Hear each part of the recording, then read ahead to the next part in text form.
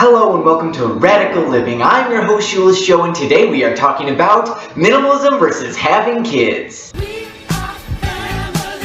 I've mentioned a few times that it's challenging being a minimalist with a growing family because we have a bigger house, we hang on to baby clothes, and some people are like, whoa, what? If you're a minimalist, why do you have a growing family? And to that I say, because we want to. We're Catholic, and it's a Catholic teaching that if you're married, you should only withhold from having children if you have a grave reason to do so. So that means you should only avoid having children if you would be unable to take care of them for some reason, or pregnancy would put the mother's life in danger, something like that. But even if you took religion completely out of it, I would still want to have a large family. Growing up, I was always jealous of people with bigger families than I had. I have one older brother and one younger sister, and I'm so glad that I had siblings, but I always wish that I had had even more. There's just something so beautiful about seeing a big family with kids of all different ages hanging out together and having fun. There's a very unique and deep bond that is shared between an immediate family, between siblings and parents, and call me selfish, but I want as much of that as I can get. And now that I am a father, I see how much it benefits kids to have a larger pool of siblings. Not only do they have a larger variety of playmates on hand, but the older ones also learn to teach and take care of the younger ones. The family you grew up in is the first community you're ever really a part of.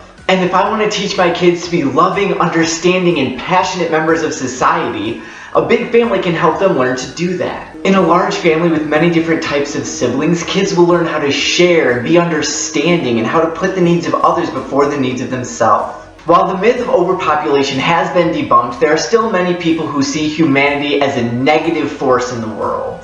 They see humans as selfish, violent, and destroyers of the environment, and wonder why anyone who cares about these things would want to bring more people into the world.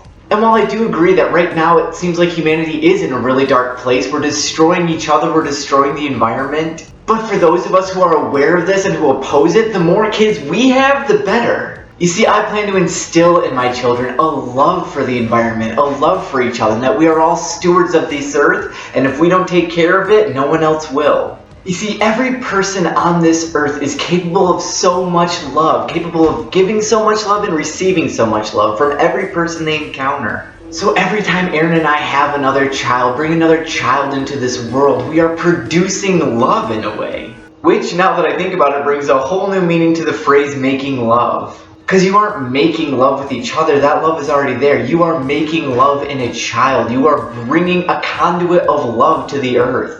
And I can see no reason that I would ever not want to do that. I can't see any reason to say, you know what, I could bring more love to this world, but I don't want to. Now, I'm not making this video to condemn anyone who doesn't have kids. I don't know your life, I don't know your story. I know many minimalists out there choose to live child-free. And I can definitely see the appeal of this. I mean, there have definitely been times when I've thought, oh, how nice it would be to be just me and Aaron traveling the world together, living our lives. But to me, this would just feel a little bit selfish and self-focused, like doing what I want to do and going on my own little adventures instead of doing what's good for the society and the world around us. My kids are going to make a difference in this world, and if I do my job right, that difference will be a positive one. And it just doesn't feel right to me to deny the world from having more of God's children among them. My grandmother once told me that there's only one thing on this earth that you can make that will last forever, and that's the eternal souls of your children. Every time you have a child, you have helped God to make something that will last into eternity. So yes, having a growing family means having a bigger house and more stuff, and as a minimalist, this can be quite trying. But when I look into the faces of my children and think of the children yet to come, it is well worth the sacrifice. Thank you so much for watching. Leave a comment below on what you think of having a growing family. How many kids is too many? Am I crazy? Am I a terrible person? You tell me. And remember, keep it simple, question everything, and stay radical. It is enough to fill our lives with love. But it's definitely worth what I get out of it. No, don't, no. Good of society and the good of war. Call me selfish, but I want as much of that as I can get. As much of that as I can get. Can you just like, nah? Or you could end this right now by turning down. I know.